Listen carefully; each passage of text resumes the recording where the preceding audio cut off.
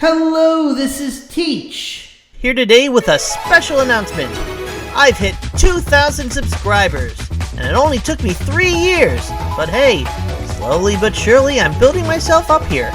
The question is, now what? I know I promised you folks something good, but what is it, you're wondering? Originally, I was going to do an audio drama series based off Final Fantasy II. It was suggested to me by one of the people on my team, and the guy even offered to write the episodes. Thing is, he never finished. And I don't like doing an incomplete series, despite having done one before. Also, given my schedule, I am not planning on doing a new With Voices series for my 2,000 subscriber milestone. I'm just too bogged down with things at work and things at home. As I said before, my next With Voices series will be Mogiko Castle Gaiden with Voices, once it gets released and translated. And doing a new series would put 3 things on my plate, which I don't want at this time. So where does that leave us? Well, after some careful thinking, I decided to talk about what went into the making of this abridged series.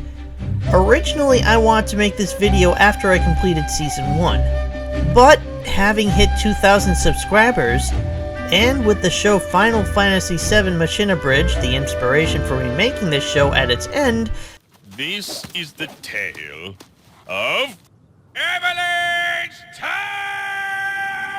I decided it was a good time as any to talk about what went into Season 1. First and foremost, I created Season 0 as a way to introduce the characters. Each episode serves as a prologue for each of the 8 protagonists. In this way, you can watch the episode in any order, which is why these episodes are lettered instead of numbered. But there's another reason I did this. Thing is, I knew going in that I would eventually have to make one of these 8 protagonists the main character. This left 2 questions. First off, which one? The answer to that was simple. I do it based on an audience vote.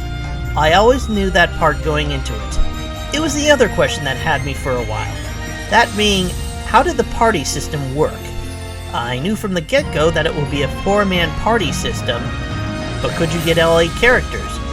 Could you switch them out?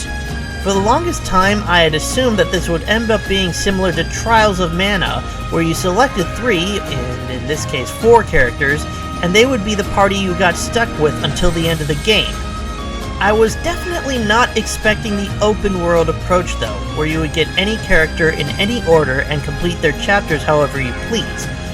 This made things pretty flexible for me, but it also required me to rethink the format for my series.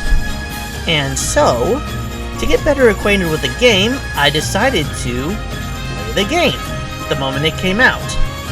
It only took me a month to go through all the stories and finish all the quests, but the protagonist I picked for the journey was Ophelia the Cleric.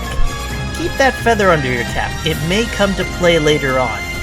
Anyways, now that I was familiar with Octopath Traveler the game, I was now able to set up a loose format for my series. And the format for this season was heavily reliant on who you, the audience, voted to be the main character. It basically goes like this. If Season 0 involves everyone's Chapter 1 story, then Season 1 is the main character's journey from Chapter 1 to Chapter 2. So, where do we go next? We need to be here. He's headed to Goldshore next. Let me give you an example. I'll use this picker wheel to pick the main character.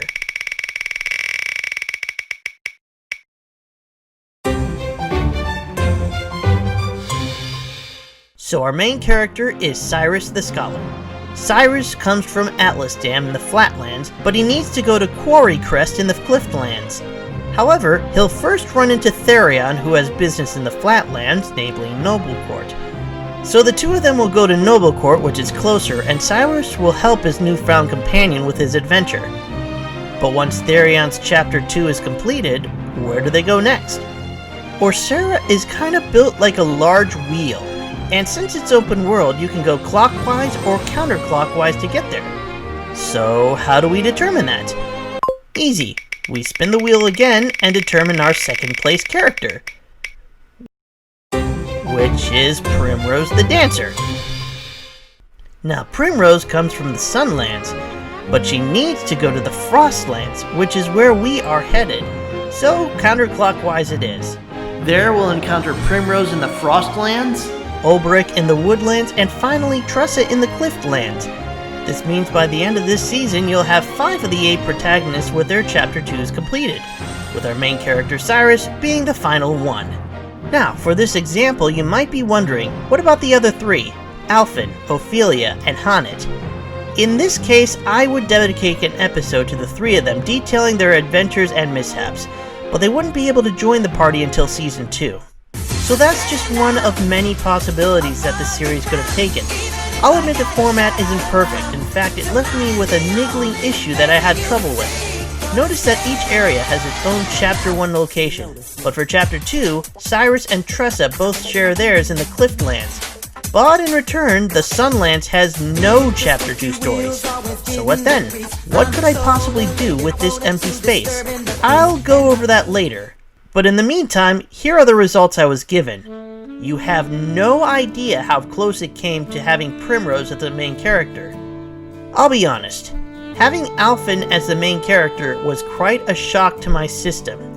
As I was doing this, I was expecting the main character to be either Tressa, Cyrus, or Therion, so having it be Alphen threw a wrench into my system. The main issue here was that Alphen needed to travel from the Riverlands to the Coastlands.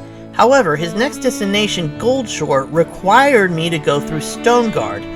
Now, keep in mind, I had planned on making this season about 10 episodes max. So if I went clockwise, he'd be picking up every character along the way, making for a very bloated Season 1. It would look something like this. And with the way I was editing these, you'd be looking at roughly a 12-episode season, which would take a hell of a lot longer to work on, writing-wise, voice acting-wise, and of course, editing-wise. In other words, I'd have had a lot more shit to deal with. I could have possibly truncated some of these episodes, but that would mean compromising the stories of these characters. I could have also broken this down into 2 seasons, but that would have defeated the purpose of my original main goal of Season 1, which was to bring our main character to his Chapter 2 location. That being said, it became apparent that going counterclockwise was my only option, since it was a shorter route to Stoneguard and thus Goldshore. But this left me with another dilemma. What about Wellspring, the one that had no Chapter 2 stories? That one was basically a filler episode. But at the same time, if I simply left it at that, I would only have Alphen, Ophelia, and Hannet in the party. And having only 3 party members in Season 1 felt kinda wrong, like something was missing. And then it hit me. Wellspring is an empty space, and an empty space can be filled with whatever I wanted to. And there I found my solution.